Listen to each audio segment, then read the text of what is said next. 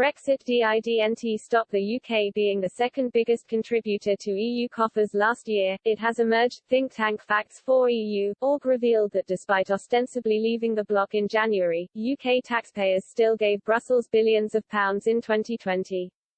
Contributions to the EU, including customs tariffs, are listed at £17 billion.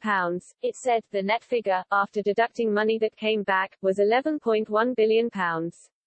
Only Germany paid more than the UK, after the same statistics showed that in total it handed over £16.6 billion to Brussels.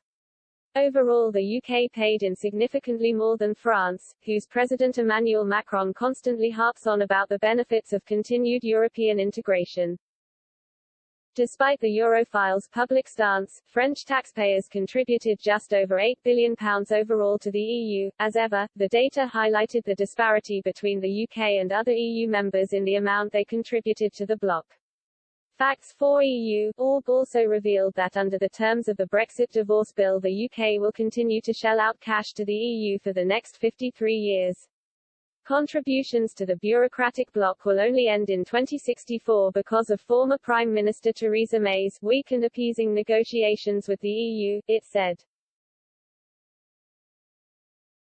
It added, a significant proportion of these will be paid by 2028, although this is not yet certain as no set amount has yet been agreed. The EU Commission has recently increased its bill by a casual £3 billion and although the government has said that it doesn't recognise the figures it seems inevitable that the UK will end up paying, as the deal is adjudicated by the EU's own judges sitting in the EU Court of Justice (CJEU) in Luxembourg.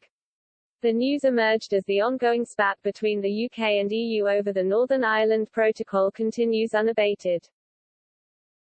On Friday Boris Johnson and Ursula von der Leyen failed to reach an agreement to reshape the protocol.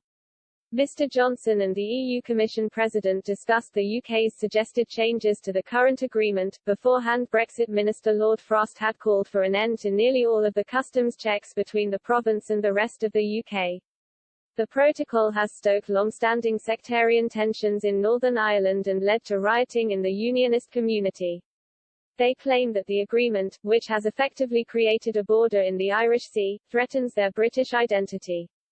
Despite the pleas, Ms von der Leyen said that the EU will not renegotiate the original deal.